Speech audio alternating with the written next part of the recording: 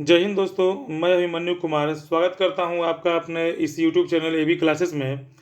पहले वाले वीडियो में आप देखे होंगे कि आपको एक सेट मिला था। आपको हम बोले थे कि प्रत्येक दिन एक एक सेट मिलेगा। 10 सेट हम लोग साइंस का करने वाले हैं। तो आज दूसरा सेट हम लोग करने वाले हैं। सेट नंबर 2 है यह। पहले वाले सेट अगर आप नहीं देखें तो प्लेलिस्ट में जाइए। वहाँ पे आपको क्लास 10th का साइंस का एक प्लेलिस्ट आपको मिल जाएगा। उसमें जा कर के आप उसको देख सकते हैं। ये काफ़ी आपको फायदा करेगा परीक्षा में। एकदम 100% गारंटी है कि पूरा में पूरा एकदम ऑब्जेक्टिव आ जाएगा। इसीलिए आशा नहीं पूर्ण विश्वास है। आप इसको अच्छे से देखिएगा, सेट को लगाइएगा, बनाने की कोशिश कीजिएगा। कितना सही होता है वो भी आप हमको कमेंट करके बताइएगा। तो चलते हैं आज का सेट देखते हैं कि आज का पहला प्रश्न क्या है। तो देखिए आज का पहला प्रश्न है कि अवतल दर्पण की फोकस दूरी उसकी वक्रता त्रिज्या की क्या होती है। तो उत्तर होगा इसका आधी होती है। आप जानते होंगे कि F बराबर R/2 होता है, जहाँ पे कि ये असमौल्य फोकस दूरी और R वक्रता त्रिज्या होता है। चलिए चलते हैं अगला प्रश्न की ओर। अगला प्रश्न है, प्रकाश के परिवर्तन के कितने नियम हैं। तो उत्तर इसका होगा 3, मतलब ऑप्शन नंबर सी है ना। अगला प्रश्न है दोस्तों, ध्यान दीजिए, सब क्वेश्चन भी आई, सब क्वेश्चन को बढ़िया से देखिएगा। अगला प्रश्न है कि किसी वस्तु का बड़ा प्रतिबिंब किस में बनता है। तो उत्तर होगा अवतल दर्पण में। उत्तल में तो छोटा ही बनता है और समतल में तो वस्तु के बराबर ही बनता है। तो अगला प्रश्न देखिएगा क्या है। इसको जरा हम लोग इस तरह से छोटा कर लेते हैं ताकि सारे क्वेश्चन को हम लोग देख सके अच्छे से, है ना। अगला प्रश्न है कि मानव नेत्र जिस भाग पर किसी वस्तु का प्रतिबिंब है वह है। उत्तर होगा दृष्टि पटल।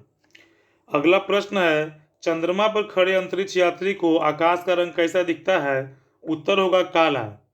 अगला प्रश्न है, आप मिलाते चलिएगा, बनाते चलिएगा कि आपका कितना सही होता है। एक स्वस्थ आंख के लिए दूर बिंदु क्या है। दूर कितना दूर तक देख सकता है बढ़िया आंख। उत्तर होगा अनंत। जबकि निकटतम 25 सेंटीमीटर, ये भी याद रखिएगा, निकटतम 25 सेंटीमीटर। अगला प्रश्न है कि 1 किलोवाट घंटा निम्नलिखित में से किसके बराबर होता है। उत्तर होगा इसका 3.6 गुना 10⁻6 जूल। अगला प्रश्न है कि विभवांतर का एसआई मात्रक क्या होता है। ये 8वां नंबर क्वेश्चन, विभवांतर का एसआई मात्रक क्या होता है। उत्तर होगा वोल्ट। अगला प्रश्न है कि विद्युत चुंबकीय प्रेरक की खोज किसने की थी। उत्तर होगा फैराडे। 10वां नंबर क्वेश्चन देखिए क्या है कि हमारे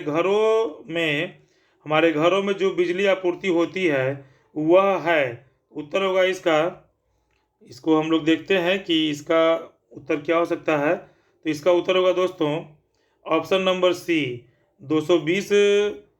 ध्यान दीजिएगा, इसका उत्तर होगा 220 वोल्ट पर प्रत्यावर्ती धारा। अगला प्रश्न है क्वेश्चन नंबर 11 कि प्रकृति पर ऊर्जा का मुख्य स्रोत क्या है। उत्तर होगा सूर्य। इसमें तो कोई डाउट होना ही नहीं चाहिए।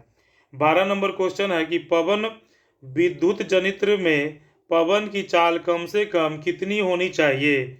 उत्तर होगा 15 किलोमीटर प्रति घंटा। ऑप्शन नंबर ए सही होगा। अगला प्रश्न है कि बैटरी में किस प्रकार की धारा प्राप्त होती है। एकदम VVI क्वेश्चन है। उत्तर होगा दिष्ट धारा। अगला प्रश्न है कि समीकरण CaCO3 तीर का चिन्ह CO+ में CO2 कैसा किस प्रकार का ही समीकरण है। उत्तर होगा वियोजन समीकरण है।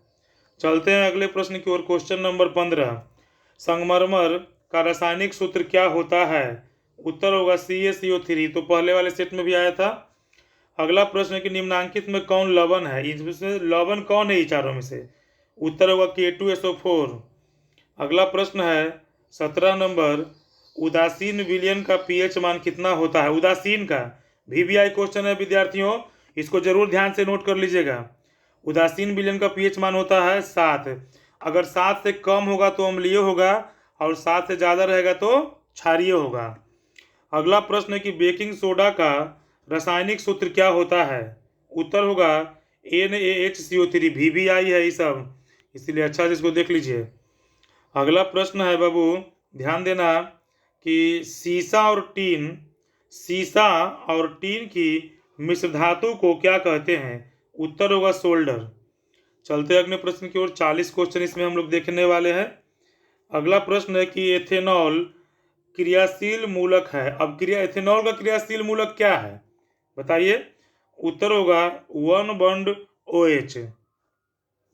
अगला प्रश्न है कि सरलतम हाइड्रोकार्बन इन चारों में से कौन है, तो याद कीजिए इसका उत्तर होगा मीथेन।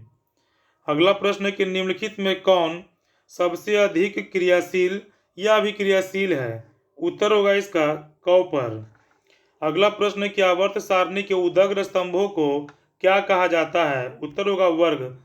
चलते हैं अगले प्रश्न की ओर। अगला प्रश्न है 24 नंबर, आवर्त सारणी में कितने वर्ग होते हैं, उत्तर होगा इसका 8 वर्ग और आवर्त 7 होते हैं, याद रखिएगा आवर्त 7 होते हैं, पहले वाले सेट में था ये। अगला प्रश्न है कि अष्टक नियम के प्रतिपादक कौन थे, उत्तर होगा न्यूलैंड्स। VBI क्वेश्चन है, इसको याद रखिएगा। अगला प्रश्न है कि निम्नलिखित में से कौन या निम्न में से कौन आयनिक यौगिक है, उत्तर होगा इसका CaCl2। अगला प्रश्न है स्वपोषी पोषण के लिए आवश्यक है इनमें से सभी, यानी कि कार्बन डाइऑक्साइड, क्लोरोफिल और सूर्य का प्रकाश। अगले प्रश्न की ओर चलते हैं। क्वेश्चन नंबर 28, इसको ध्यान दीजिएगा। क्वेश्चन नंबर 28 कि ऑक्सीन है, क्या है ऑक्सीन, तो उत्तर होगा इसका, ध्यान दीजिएगा 27 और ये 28 का उत्तर होगा हार्मोन। एक बार हम 27 नंबर क्वेश्चन को देखना चाहेंगे, रुक जाना जरा, कि स्वपोषी पोषण के लिए आवश्यक है, हाँ ठीक, इनमें से सभी होगा।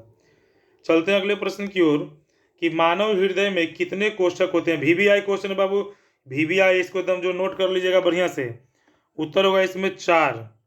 अगला प्रश्न है कि इंसुलिन की कमी के कारण कौन सा रोग होता है, उत्तर होगा मधुमेह। ये सब क्वेश्चन परीक्षा में छूटना नहीं चाहिए मेरे विद्यार्थियों, ध्यान दीजिएगा। अगला प्रश्न है कि पुष्पी पौधों में लैंगिक जनन किसके द्वारा होता है, पुष्पी पौधों में लैंगिक जनन किसके द्वारा, जनन में आप पढ़े होंगे ही, उत्तर होगा फूलों के द्वारा। अगला प्रश्न है 32 नंबर कि अंडाणु निषेचित होता है किसमें, उत्तर होगा फैलोपियन नलिका में, आज ही क्लास में बतेबे किए हैं।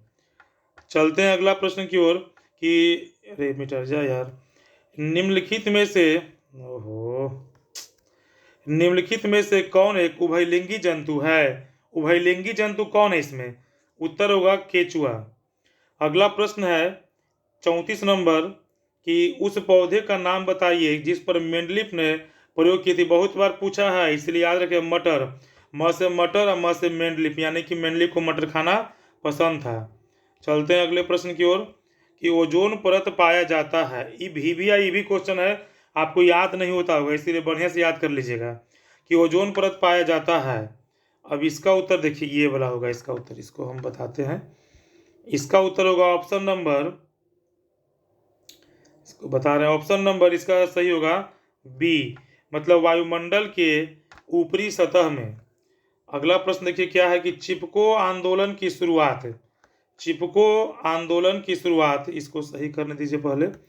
हाँ देखिएगा कि चिपको आंदोलन की शुरुआत कब हुई थी, VBI भी क्वेश्चन है, तो इसका उत्तर होगा सन 1970 में। सब क्वेश्चन पूछ देगा बाबू, इसलिए एकदम बढ़िया से इसको एकदम रट जाइए अच्छा से।